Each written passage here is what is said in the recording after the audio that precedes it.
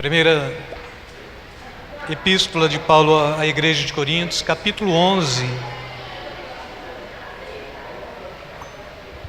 E versículo 23 a seguir, já é o tema da ceia mesmo. Amém? Palavra do Senhor, palavra do apóstolo Paulo, inspirada pelo Espírito Santo, não é? Porque eu recebi do Senhor que também vos entreguei, que o Senhor Jesus, na noite em que foi traído, tomou o pão, tendo dado graças, o partiu e disse: isto é o meu corpo que é dado por vós, fazei isto em memória de mim. Por semelhante modo, depois de haver ceado, tomou também o cálice, dizendo: este cálice é a nova aliança no meu sangue. Fazei isto todas as vezes que o beberdes em memória de mim. Porque todas as vezes que comerdes este pão, beberdes o cálice, anunciais a morte do Senhor até que Ele venha. Por isto, aquele que comer o pão ou beber o cálice do Senhor indignamente, será réu do corpo e do sangue do Senhor. E o versículo 28, examine-se, pois, o homem a si mesmo, e assim coma do pão, beba do cálice. Pois quem come e bebe, sem discernir o corpo, come e bebe juízo para si. Amém? Podem sentar, amados. A questão cristã é interessante porque todas as vezes que nós paramos para ter uma abordagem mais séria de vida e questionamos a razão da nossa fé, nós vamos encontrar que a razão da nossa fé ela está única e exclusivamente em Jesus Cristo. E principalmente pelo contexto de que Jesus é o único caminho, ninguém vai ao Pai senão por Ele. E assim, irmãos, a consciência cristã, ela já é uma consciência por Jesus de entrega, de sacrifício, de simplicidade, não de arrogância, de humilhação, não de prepotência. E quando a gente pega um contexto em que pessoas que se dizem cristãs são arrogantes, são prepotentes, presumem de si mesmo, necessariamente estas pessoas não tiveram encontro com Jesus, elas tiveram encontro com um círculo religioso chamado cristianismo, e por ser o Ocidente estritamente cristão, então faz parte desse cristianismo capitalista, selvagem, que traz aí os seus viés de ideologias também, que milita contra o reino de Deus, mesmo se falando em se sendo um povo cristão, ou um povo que guarda a fé cristã. Mas o povo de Deus é totalmente diferente, porque nós não nos prendemos à religião, nós não nos prendemos a dogmas, preceitos, conceitos, não nos prendemos a uma vaidade, um orgulho vazio, não nos prendemos a títulos, nomenclaturas, mas nos prendemos única e exclusivamente em Cristo Jesus, partindo do pressuposto de que Ele nos amou primeiro, de que Ele se entregou por cada um de nós, Ele foi à cruz pelos nossos pecados, Ele nos redimiu, Ele nos regenerou, Ele foi o sacrifício pago, e nesse contexto até interpretação equivocada, porque Jesus pagou o preço por nós. Pagou para quem? Tem uma teologia que diz que Jesus pagou o preço para o diabo. Então Jesus pagou o preço para o diabo, remiu o povo. Contrapartida, a Bíblia está nos trazendo e asseverando em toda a Bíblia mesmo, que Jesus, Ele pagou o preço para o Pai. Ele vem como um homem perfeito, Ele cumpre tudo aquilo que éramos incapazes de cumprir pelas nossas transgressões, iniquidades, falhas, pela nossa genealogia de Adão totalmente pecaminosa. Pecou Adão, toda a raça humana peca com Adão, mas quando Jesus vem, Ele vem para remir, para redimir, para salvar, para buscar, para rebuscar, para trazer esta consciência de que ainda havia possibilidade para o homem. E esta possibilidade era para quebrar também toda a estrutura estritamente humana, estritamente religiosa, estritamente vaidosa, podemos dizer assim, porque quando a gente se volta para a religião, para o círculo religioso, a gente vai encontrar pessoas enfatuadas, pessoas vaidosas, prepotentes, arrogantes, não é? pessoas que cada vez tentam mostrar mais a glória de Deus em si do que a glória de Deus por Deus. Ou seja, eu quero mostrar que Deus me usa, eu sou vaso nas mãos do Senhor, e para que isso aconteça, eu começo mostrando a glória de Deus. Quando a glória de Deus começa, termino mostrando a minha própria glória, levanto um grupo de pessoas que vão estar entendendo isto, quedando-se a mim, prostrando-se ante a minha presença, porque parece-me que se a glória de Deus manifesta em mim, e se eu faço prodígios e milagres e outras maravilhas mais, o povo vai me seguir. Só que a fé cristã, ela não é esta fé do ermitão, do eremita, ela não tem chamado um para ser aqui guia de todos, mas ela tem chamado todos para serem conduzidos pela ação e pelo poder do Espírito Santo, serem regenerados pela ação e pelo poder do sacrifício de Jesus na cruz. Compreender que o ato de justiça foi um ato elaborado pelo próprio Deus, Deus que nos amou, Deus que nos justificou em Cristo Jesus, Deus que sempre se importou com aquele que Ele criara perfeito lá no paraíso, e que desde a tragédia da queda do homem, Ele vem criando circunstâncias para poder amparar, conduzir e trazer um fim viável para este homem. E Deus, ao longo da história, vem fazendo isso, e alguns pensam também, mas será que Ele vem falhando? Porque tem que começar aí com o período da inocência, lá dentro do paraíso, quando o homem peca, período da consciência, depois do governo humano, depois vem aí o período da lei, vem trazendo alianças e períodos. Deus vem trabalhando. Será que Ele vem falhando até chegar no período da igreja, para constituir um povo totalmente remido, limpo, e que não se queda e não se é admirado pelo círculo religioso, mas pela compreensão de Jesus? Deus não falha, senão que Deus está anunciando para os povos o que há de acontecer.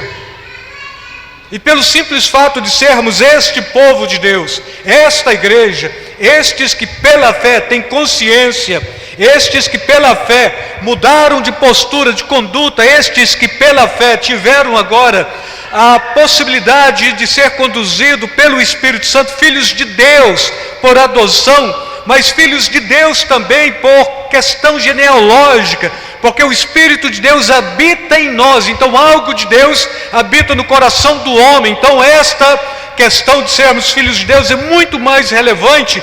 Tudo isso está mostrando este Deus de misericórdia, e na igreja, nesse contexto, a misericórdia muito mais ampla, profetizada para o passado. Todo o povo de Deus que de fato aceitaram a possibilidade da salvação passada, foi olhando para o Cordeiro, e todos nós que estamos aqui, é porque fomos redimidos por este Cordeiro. Então lá atrás olhava para o Cordeiro de Deus, e nós aqui somos objeto do sacrifício do Cordeiro para a remissão dos pecados. Então o povo do passado, eles esperavam a glória de Deus. Este povo presente, eles vivem a glória de Deus. Hebreus está falando que sim, eles foram ao sacrifício, mas eles não seriam aperfeiçoados senão pela nossa fé, pela postura da igreja, pela consciência da igreja, pela postura de que de fato o Espírito Santo fez maravilhas, e Ele habitou a vida da igreja. A igreja é o corpo de Cristo. Este corpo não pode ter esquizofrenia, então este corpo caminha orientado pela cabeça, que é Cristo também. E nós não queremos inventar moda, não queremos tentar ornamentar este corpo pela nossa própria estrutura, pelo nosso ponto de vista, mas queremos ornamentar este corpo pela cabeça.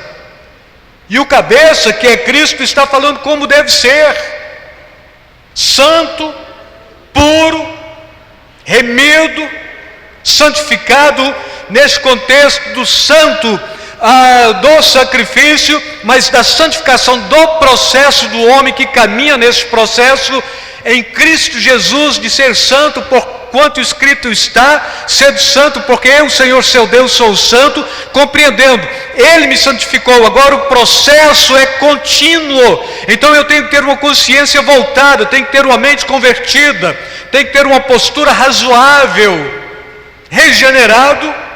Não sou o homem do pecado, mas sou o homem da justificação.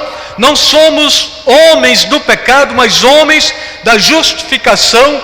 O pecado é alguma coisa que não é meramente uma prática que fora totalmente abandonada por mim, mas que ainda sinto o desejo. Mas o pecado é alguma coisa que, como quando sendo nova natureza, olha-se para ele, envergonha-se dele e tem nojo dele. Esta é a prática cristã. A religião recicla, e o reciclado, ele está limpinho, bonitinho, cheirosinho, mas todas as vezes que ele olha para qualquer coisa do passado, ele vai cogitar, porque ele é reciclado, e quando se recicla, recicla de tudo que não presta, e faz alguma coisa aqui e põe para supostamente ser bom, mas quando remonta o aspecto passado, foi daquilo que ele foi reciclado. Então o religioso, ele é reciclado da prostituição, ele é reciclado dos vícios, ele é reciclado do mau caráter, é reciclado de tudo isto, mas com tudo isto. E o regenerado, ele deixou tudo isto porque ele traz agora uma genealogia em Cristo Jesus, ele é nova criatura em Cristo Jesus. Já não pertence mais a este mundo, não cogita as coisas deste mundo. Paulo está falando que vivemos neste mundo como se não dependêssemos dele, ou seja, a gente sai, a gente negocia, a gente trabalha, a gente compra, mas se Jesus chamar, nós estamos prontos para largar tudo e para seguir, e acabou. É aquela questão ainda paulina, nesse conceito mesmo, mas aquela questão joanina também, é quando próprio João, depois da narrativa do Apocalipse, trazer esta oração ao Maranata, ora vem Senhor Jesus. Então aqueles que clamam pela vinda de Jesus têm consciência, têm natureza espiritual. Aqueles que postergam a vinda de Jesus, olha, seria bom Jesus voltar, mas me dá mais um tempo, estes são reciclados. O cristão, ele foi regenerado por aquilo que é o arquétipo do céu, o homem perfeito. Então todo cristão, ele tem saudade do céu. E se falar, bom, mas eu nunca estive no céu. Mas quem te redimiu, quem te salvou, quem te regenerou, ele veio do céu. E ele pôs o céu na sua vida. Ele pôs o céu no seu coração. Então todo cristão, ele já analisa esta questão, não do ponto de vista de que, olha, agora eu sou alguém que supostamente consigo sobressair. Ele não vai pensar por isso, porque esta é uma consciência daquele que supostamente esteve numa clínica de repouso para abster dos seus vícios, mas que ainda vai ter que sempre falar, olha, eu sou um adido, porque eu sou alcoólatra. Então, para um conceito natural, o alcoólatra nunca deixa de ser. Para a fé cristã, o alcoólatra, ele pode se tornar nova criatura. Então ele não é adido, ele é nova criatura. Quem sou eu? Nova criatura. Ex-traficante? Não, sou nova criatura. Ex-trabalhador braçal? Não, nova criatura. Ex-prostituto? Não, nova criatura. Porque não existe ex para o cristão. Porque se alguém está em Cristo, nova criatura é. Amém? Então, se nós somos nova criatura, nós não somos ex. Eu diria que só pode atestar alguma coisa de ex aquele que está desviado, porque ele pode falar, eu sou ex-cristão. Caso contrário, não temos este processo do ex, não é? Ex-homicida. E aí aparece gente grande para dar testemunho de que fora bandido, eu sou ex-traficante, eu sou ex-assassino, eu sou ex-pedófilo, eu sou ex-estuprador. Se é ex, não pode ser cristão. E aí pega um bocado de gente esperançosa, querendo se agarrar a alguma coisa, se prende a um camarada que se diz que foi ex tudo e quer ser bom agora. Se foi ex, não funciona para agora, porque nós não somos nada do passado, nós somos tudo do presente em Cristo Jesus. Então todo cristão, quando ele olha para o passado, é para sair do passado, não é para pensar o passado, refletir o passado e remontar o passado, ou ter esse processo de reminiscência. Estou sempre remoendo as coisas do passado. Não, o passado passou. E aí Paulo está falando que ele segue olhando para o alvo, para o autor e consumador da nossa fé. Então o cristão é da agora para frente também, né? E aí, lembra de data? Irmãos, eu sou a pessoa mais estranha com data. Se eu não escrever, eu não lembro, porque já não tem mais importância. Pô, mas a consciência é que todo ser humano, todo cidadão, ele tem que olhar para o passado para compreender bem o presente e para projetar o futuro, né? Sim, isto é ir para o mundo de mercado. Mas para o cristão, ele compreende que no passado ele foi alguém, que no presente ele é nova criatura e que no futuro lhe aguarda a vida eterna em Cristo Jesus. Só isto. E o que a gente faz? Continua sendo o que somos, mas eu vou ser o melhor crente. No momento em que você foi regenerado, você se tornou um cristão verdadeiro e autêntico. Não tem como ser melhor do que isto. Tem como você ter consciência disto e cada dia fazer com que isto se repita na sua vida, não é? Vou me consagrar. Mas minha consagração não foi de quando eu aceitei a fé cristã e abracei a possibilidade da transformação e da regeneração em Cristo Jesus, né? Quero jejuar, ótimo, jejuma mesmo, e Deus vai fazer acontecer. Não, jejuma para quebrar a sua arrogância, porque Deus já está fazendo na sua vida o tempo todo. E o que eu faço? Administra aquilo que Deus pôs na sua mão. Que Deus pôs na minha mão? Ele te deu o dom da salvação. Você é salvo, administra a sua salvação. Aperfeiçoai a vossa salvação com temor e tremor. Paulo está falando isso. Ele te deu um talento, um dom para trabalhar na obra dele. Sim, administra isto com primazia, com muito empenho. E o que mais ele me deu? Ele pôs o céu no meu coração. Administra isto. E é tão interessante para a gente findar e ministrar a ceia, é que o cristão, quando autêntico e quando regenerado, ele não precisa falar de céu para ninguém. Todo mundo vê o céu na vida dele. Ele não precisa falar do reino de Deus para ninguém. Todo mundo vê o reino de Deus na vida dele, no trato, nos negócios, nos relacionamentos, nas amizades. Então sempre vai estar percebendo, tem algo diferente nesse cara que não é deste mundo. Tem algo diferente nesta moça, nesta mulher que não é deste mundo. Tem algo diferente que eu sinto paz. Quando o crente chega mesmo, e ele é cristão verdadeiro, ele sempre traz este aspecto de paz. Os que estão em volta só precisam olhar para você, para sentir bem. Mas eu preciso falar o que eu sou? Não precisa, porque talvez você desmancha. Você só tem que ser. A autenticidade cristã é tudo. E quando a gente pega esta consciência do Cristo que foi à cruz pelos nossos pecados, é Paulo que está falando isto, Coríntios, provavelmente próximo de 15 anos depois da crucificação de Jesus, teve um encontro genuíno com Jesus, caiu do cavalo, ficou cego, foi à casa de um certo discípulo de Jesus. Qual o nome dele?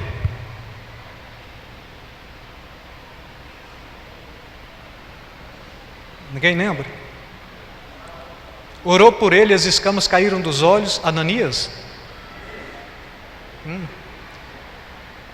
Ele já sai dali pregando o Evangelho, e a Bíblia deixa traduzir pelo livro de Atos dos Apóstolos que ele foi para o deserto, ficou ali 3 anos e meio, e dentro destes 3 anos e meio, os apóstolos caminharam com Jesus 3 anos. Paulo caminhou com Jesus glorificado 3 anos e meio no deserto. E depois ele fala, porque eu recebi do Senhor. Bom, mas Jesus e Paulo são de tempos diferentes. Por que ele recebeu? Porque o Cristo glorificado discipulou ele. E todos nós, em sã consciência, temos que ser também discipulados, não é? Homens discipulam homens. E aí Paulo fala, olha, mas imita tudo aquilo que é bom de mim, mas não é aquilo que é de mim mesmo, mas daquilo que de mim imita Cristo. Aí você pode imitar. Mas eu quero ter a imitação plena porque eu acho que é assim que tem que ser, né? Não, irmãos, não é assim. Você tem que parecer com Deus, você não parece com homens. Amém? E aqui Paulo está falando isto. E o que nós somos? Estes que imitam a Jesus, telelestai, está consumado. A consumação foi com Ele, e a nossa consumação é dia a dia. Dia a dia tem que ser consumado, para que possamos ter a certeza de que um dia também vida eterna, para sempre. Amém?